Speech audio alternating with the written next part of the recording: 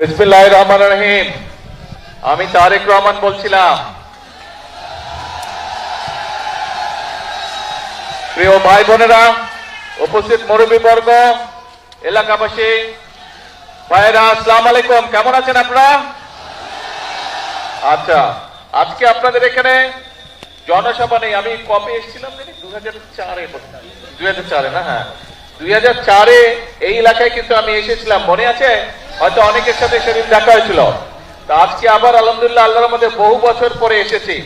আজকে এখানে আসার মূল উদ্দেশ্যটা হচ্ছে যে আপনারা নিশ্চয়ই শুনেছেন, নির্বাচনের আগে আমরা কিন্তু বলেছিলাম যে সারা বাংলাদেশে আমরা অনেকগুলো কাজের মধ্যে মূল দুটো কাজ করতে চাই। একটা হচ্ছে এই খাল খনন, যেটা শহীদ রাষ্ট্রপতি জিয়াউর রহমান শুরু করেছিলেন। আরেকটা হচ্ছে বৃক্ষরোপণ। সারা বাংলাদেশে এটাও শহীদ জিয়া শুরু করেছিলেন, দেশনেত্রী খালেদা জিয়াও এই কর্মসূচি চালু রেখেছিলেন। এই কর্মসূচি আমরা আবার ইনশাল্লাহ বাংলাদেশে চালু করেছি। সেই বৃক্ষরোপণ কর্মসূচির অংশ হিসেবেই আজকে এখানে আমি এসেছি। এখানে বৃক্ষরোপণ আমরা করব। তবে এই যে বৃক্ষরোপণ করব, আমি আসার সময় রাস্তায় দেখলাম অনেকগুলো মানুষ রাস্তার দুই ধারে অনেকগুলো গাছের চারা নিয়ে তারা দাঁড়িয়ে আছে। কেউ কেউ রোপণ করেছেন, কেউ কেউ রোপণ করবেন। যেই চারাগুলো রোপণ হয়নি, আমি খেয়াল করে দেখলাম অনেকে চারা যে মাটিটা থাকে সেই মাটিটা একটা পলিথিন দিয়ে প্রাচানো থাকে, কিন্তু পলিথিনটা শুদ্ধ গর্তের মধ্যে দিয়ে দিয়েছে। তো পলিথিনটা শুদ্ধ যদি গর্তের মধ্যে আপনারা দিয়ে দেন তাহলে তো জানেন যে গাছটা নষ্ট হয়ে যাবে। তো যারা যারা এই কাজটা করেছেন দয়া করে সকলে ওই পলিথিনটা খুলে নিয়ে মাটি সহ গাছটা মাটিতে রোপণ করুন, নাহলে তো গাছটা বৃক্ষরোপণ আমাদের গাছটা মরে গেলে তো নষ্ট হয়ে যাবে, তাই না? সেই জন্য সকলকে আমাদেরকে যত্ন সহকারে এই কাজটি করতে হবে। এবং এই যে দেখেন বর্ষাকালে বৃষ্টি হয়। আচ্ছা ভাই, আগে ডাক দেওয়া শেষ করি তারপরে স্লোগান দেয়। এখন না, আস্তে আস্তে। এখন এই যে দেখেন, আমরা দেখেছি যে দেখেন চট্টগ্রাম অঞ্চলের দিকে প্রায় 5টি জেলাতে অনেক বৃষ্টিপাত হয়েছে।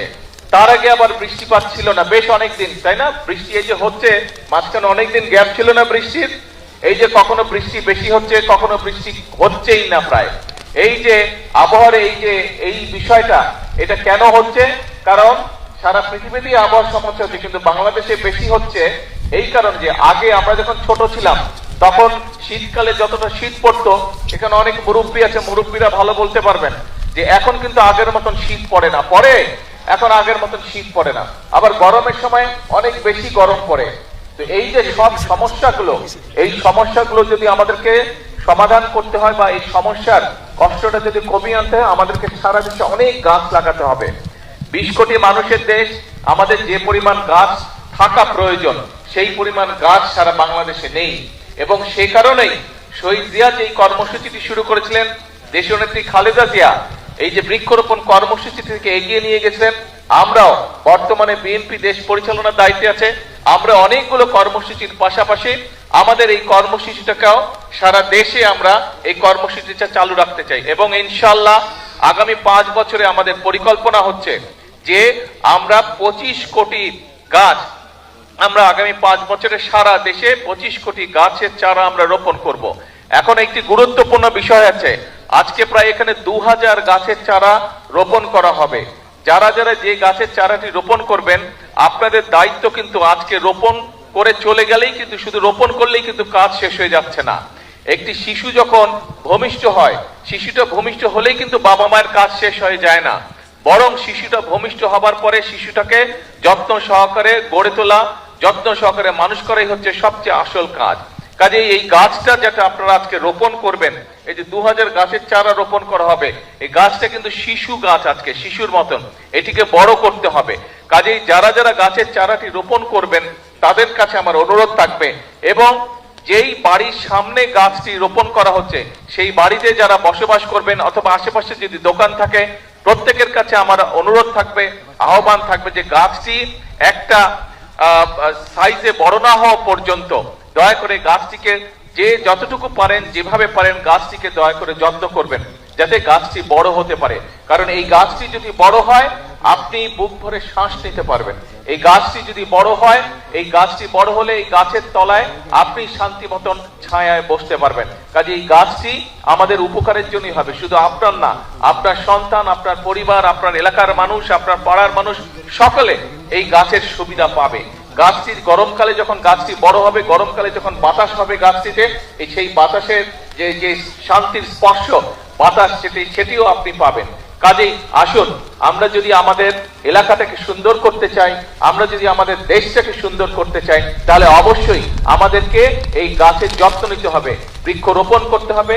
এই বৃক্ষটি বড় হলে যাতে এই বৃক্ষের সুবিধা সকলে পায়, প্রত্যেকটি মানুষ পায়, ওই বৃক্ষের আশেপাশে যারা বসবাস করেন প্রত্যেকটি মানুষ যাতে সেই বৃক্ষের সুবিধাটা পায়, আমাদেরকে সেটাই চেষ্টা করতে হবে। আসুন, আল্লাহর নাম নিয়ে বিসমিল্লাহ বলে আমি আমার চারাটি রোপণ করছি।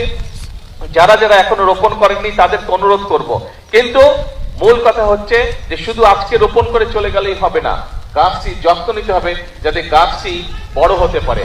আপনি যেরকম সন্তানকে দেখেন বড় হতে, সন্তান যত বড় হয় আপনার বুকটা ভরে উঠে আনন্দে, ঠিক এই গাছটি যারা যারা রোপণ করছেন বা গাছের যাদের দোকানপাট, বাসা বাড়ির আশেপাশে বা সামনে এই গাছের চারাটি রোপণ করার পরে গাছটি যখন বড় হবে, দেখবেন সন্তান বড় হওয়ার যে আনন্দ, ঠিক গাছটি যখন যত বড় হবে দেখবেন একই রকম আপনি আনন্দ পাবেন। আসুন, আল্লাহ দেওয়া এই নিয়ামত, এই আনন্দটি আমরা আজকে সকলে ভাগ করে নিই। 2500 গাছ রোপণ করা হবে। যারা 2500 গাছের চারা রোপণ করবেন তাদের সকলকে আমি অনুরোধ করব, আসুন সুন্দরভাবে আমরা চারাটি রোপণ করি। আমরা একসাথে আজকে 2500 চারা রোপণ করি। বৃক্ষরোপণ উপলক্ষে একটা সুন্দর স্লোগান আমরা তৈরি করেছি, বৃক্ষরোপণে সাজাই দেশ সবার আগে। বৃক্ষরোপণে জোরে, বৃক্ষরোপণে সবার আগে, বৃক্ষরোপণে সবার আগে। আসেন বিসমিল্লাহ বলে আমরা গাছের চারাটি রোপণ করি। প্রিয় ভাই বোনেরা, এই যে আমরা যে গাছের চারা রোপণ করলাম, আমি কিন্তু আপনাদের কাছে একটি অনুরোধ করেছি এবং আহ্বান করেছি, এই গাছের যত্ন নিতে হবে। এই গাছের যদি আমরা যত্ন নেই, গাছটি যখন বড় হবে তখন এটা কি অন্য দেশে বাতাস দিবে? অন্য দেশের মানুষকে বাতাস দিবে? কাকে বাতাস দিবে? এই এলাকার মানুষকে। এই গাছের সুফল, যেটা সুফল আছে সেটা কে ভোগ করবে? এইটা ভোগ করবে মানুষ, এই এলাকার মানুষ ভোগ করবে। আরেকটি বিষয় আপনাদের সকলকে আমি বলতে চাই, একটি বিষয়, এই দেশটির মালিক কারা? আমরাটা কারা? এই দেশের জনগণ।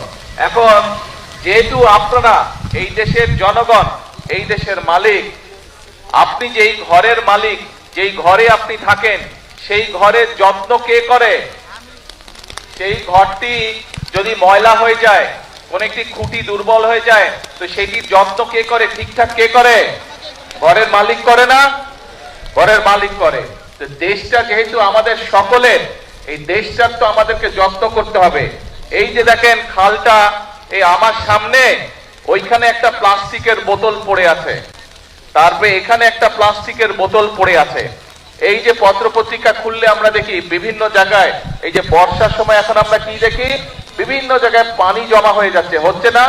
সেটি শহরেই হোক, গ্রামেই হোক, বিভিন্ন খাল বিল এগুলা বন্ধ হয়ে গেছে, পানি যেতে পারছে না ঠিকভাবে। এইটা দেখি না আমরা, এই সমস্যা হয় না? তো এখন এই যে সব জায়গায় যদি আমরা ময়লা ফেলি, আবর্জনা ফেলি, তাহলে এই খাল বিল সব ময়লা হয়ে যাবে, খাল বিল সব বন্ধ হয়ে যাবে। এবং খাল বিল যদি বন্ধ হয়ে যায়, এই খালটি যদি চালু থাকে, এই খালে যদি পানি প্রবাহিত করে, উপকারটা কাদের হবে? এই এলাকার মানুষের হবে। অর্থাৎ সারা দেশের খাল বিল যদি ঠিকঠাক থাকে, তাহলে বন্যার সময় যেরকম ক্ষতি কম হবে, পানি যেমন খালের মধ্যে থাকবে, ঘরে বাড়িতে কম ঢুকবে, একইভাবে খালের পানিও পরিষ্কার থাকবে। যদি আমরা খালের যত্ন নেই, আমাদের নদীগুলোর যত্ন নেই, সেই পানি তো আমরাই ব্যবহার করি।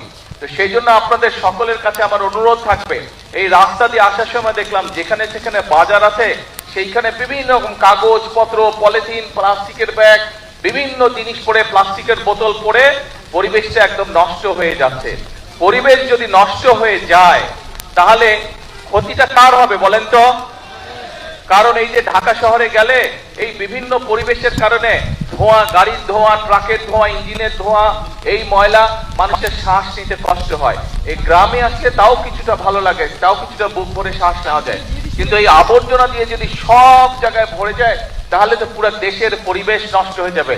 তখন ছোট বড় সব মানুষের ক্ষতি হবে, শ্বাস নিতে কষ্ট হবে, শ্বাসজনিত বিভিন্ন রকম অসুখ বিসুখ হবে। আপনাদের সকলের কাছে আমার আহ্বান, এবং এখানে আজকে মিডিয়ার ভাইরা আছেন, ভাই বোনেরা আছেন, তাদের মাধ্যমে আমি সমগ্র দেশের মানুষকে অনুরোধ করব, আসুন আমরা চেষ্টা করি যেখানে সেখানে আবর্জনা যেন আমরা না ফেলি। আমাদের কোন একটা ব্যবহার্য জিনিস ব্যবহারের প্রয়োজনীয়তা ফুরিয়ে গেল, পানি খেলাম, পানির বোতলটা খালি হয়ে গেল, আমরা যেখানে সেখানে ফেলে দেই। কোন একটা প্যাকেটে করে আমরা কিছু নিয়ে যাচ্ছি, জিনিসটা যখন বের করলাম প্যাকেটটার প্রয়োজনীয়তা ফুরিয়ে গেল, আমরা প্যাকেটটা যেখানে সেখানে ফেলে দিচ্ছি। এতে করে আমাদের পরিবেশটা নষ্ট হয়ে যাচ্ছে। পরিবেশটা নষ্ট হয়ে গেলে আলটিমেটলি ক্ষতিগ্রস্ত হচ্ছে আমরা, ক্ষতিগ্রস্ত হচ্ছে, পরবর্তীতে আমাদের সন্তানেরা ক্ষতিগ্রস্ত হবে। আসুন আমরা যদি নিজের ঘর নিজে পরিষ্কার না রাখি, নিজের দেশকে নিজে যদি ঠিক না করি, বাইরে থেকে তো কেউ এসে আমাদেরকে করে দিবে না। আমরা যখন ছবিতে দেখি, টেলিভিশনে বা অন্য জায়গায় যখন অন্য অন্য দেশের ছবি দেখি, আমরা মাঝে মাঝে বলি না, আহা ওদের রাস্তাঘাট কি পরিষ্কার, কি সুন্দর, বলি আমরা মাঝে মাঝে, মনের মধ্যে আসে না এই কথাটা? আসে এই কথাটা। কিন্তু ভাই ওদের দেশের রাস্তাঘাট তো ওরাই পরিষ্কার করে রাখে, এই অন্য জায়গা থেকে তো মানুষ গিয়ে করে না, তার দেশ সেই সুন্দর করে রাখে। আসুন না আমাদের দেশটাকে যদি সুন্দর করতে হয় তাহলে আমাদের সবাইকে চেষ্টা করতে হবে।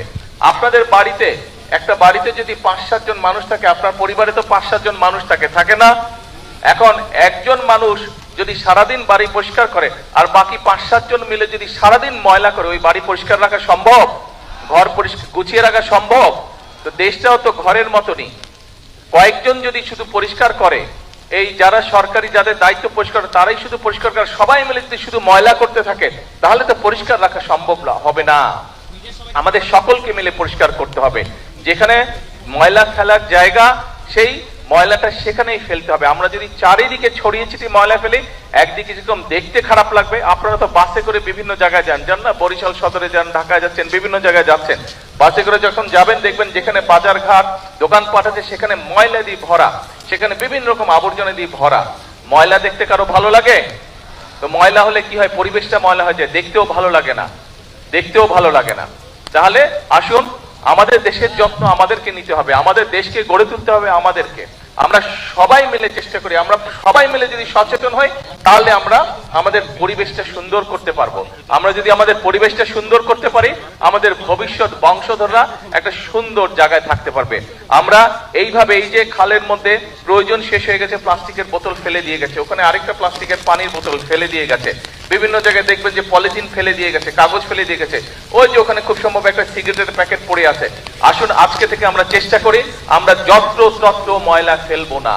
আমরা যত্র তত্র যেখানে সেখানে এই ধরনের জিনিসপত্র, প্লাস্টিকের বোতল, পলিথিনের ব্যাগ, আমরা এই সিগারেটের প্যাকেট, এগুলা যত্র তত্র ফেলবো না। যদি শেষ হয়ে যায়, যদি ফেলে দেওয়ার প্রয়োজন হয়, আমরা ধরে রাখবো, যখন একটি নির্দিষ্ট ময়লা ফেলার জায়গা পাবো আমরা সেইখানেই সেটি ফেলে দিব। আমরা কি এই প্রতিজ্ঞাটা করতে পারি, এই চেষ্টাটা করতে পারি কি ভাই? এই চেষ্টাটা আমরা করতে পারি?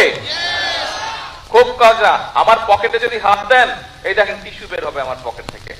এই টিস্যু একটু আগে আমি যে মাটি নিয়ে হাত ধুয়ে, এখন এখানে তো টিস্যুটা ফেললে, তাহলে তো আমি আপনাদের যা বলছি আমি নিজেই সেটা মানলাম না। সেই জন্য ছোটবেলা থেকে আমি অভ্যাস করে নিচ্ছি, যখন আমি টিস্যু ব্যবহার করি করে আমি আমার পকেটের মধ্যে রেখে দিই টিস্যুটা। আমার যে কোনো প্যান্টের পকেটে হাত দিলেই দেখা যাবে টিস্যু বের হয়ে আসতেছে। সারাদিনে সব টিস্যু গিয়ে প্যান্টের পকেটে জমা হয়। রাতে যখন বাসায় যাই, আমি রাত্রে বাসায় গিয়ে ডাস্টবিনের মধ্যে বা যেখানে ময়লা ফেলার জায়গা সেখানে আমি টিস্যুগুলো নিয়ে ফেলে দিই, সারাদিনের ব্যবহৃত টিস্যু। কাজেই আমি এই কাজটি চেষ্টা করেছি, আমি আস্তে আস্তে আমার মধ্যে এই অভ্যাসটা গড়ে তুলতে সক্ষম হয়েছি। আমরা যদি সকলে মিলে চেষ্টা করি আজকে থেকে, এই অভ্যাসটা আমরা সকলে মিলে তৈরি করতে পারবো। এবং এই অভ্যাসটা যদি আমরা প্রত্যেকটা মানুষ, এই দেশের প্রতিটি মানুষ যদি আমরা এই অভ্যাসটি গড়ে তুলতে পারি, তাহলে আমরা একটা সুন্দর পরিষ্কার একটি দেশ গড়ে তুলতে পারবো, যেই দেশের পরিবেশটা সুন্দর হবে, যেই দেশটি দেখে সবাই প্রশংসা করবে। নিজের দেশের মানুষ যেমন প্রশংসা করবে, একইভাবে বিদেশ থেকে যারা আসবে তারাও বলবে যে বাংলাদেশ একটি পরিষ্কার দেশ, বাংলাদেশ একটি সুন্দর দেশ, বাংলাদেশের মানুষ তাদের নিজেদের দেশটাকে গুছিয়ে রেখেছে, পরিচ্ছন্ন করে রেখেছে। প্রিয় ভাই বোনেরা, আজকে আপনাদের সামনে আমি কোনো রাজনৈতিক বক্তব্য দিলাম না, কারণ রাজনৈতিক বক্তব্য থেকে নিজের দেশের জন্য ভালো কিছু করাটা অনেক অনেক অনেক গুরুত্বপূর্ণ। আমি মনে করি এই যেই কথাটি আমি বলেছি, এই কথাটি, এই কাজটি যদি আমরা করতে পারি, এটি দেশের জন্য অনেক বড় গুরুত্বপূর্ণ। এটি দেশের জন্য বর্তমানে এবং ভবিষ্যতে বাংলাদেশের ভবিষ্যৎ প্রজন্মদের জন্য একটি সুন্দর সুস্থ দেশ গড়ে তুলতে আমাদেরকে সাহায্য করবে। আসুন আজকে এই বৃক্ষরোপণের দিনে, আজকের এই কর্মসূচির দিনে আমরা সকলে মিলে প্রতিজ্ঞা করি যে আমরা আমাদের স্ব অবস্থান থেকে প্রত্যেকটি মানুষ যতটুকু সম্ভব হবে আমরা চেষ্টা করব আমাদের আশেপাশের পরিবেশের প্রতি আমরা যত্ন নিব। আমরা চেষ্টা করব আমাদের আশেপাশের ঘর বাড়ি রাস্তাঘাট যতটুকু সম্ভব আমরা আমাদের অবস্থান থেকে আমরা চেষ্টা করব সেই পরিবেশটিকে রক্ষা করার জন্য, পরিবেশটিকে পরিষ্কার রাখার জন্য, পরিবেশটিকে সুন্দর রাখার জন্য। আপনাদের কাছে এই প্রত্যাশা রেখে আমার বক্তব্য শেষ করছি। আল্লাহ হাফেজ। বাংলাদেশ জিন্দাবাদ। বাংলাদেশ জাতীয়তাবাদী দল জিন্দাবাদ। আসসালামু আলাইকুম।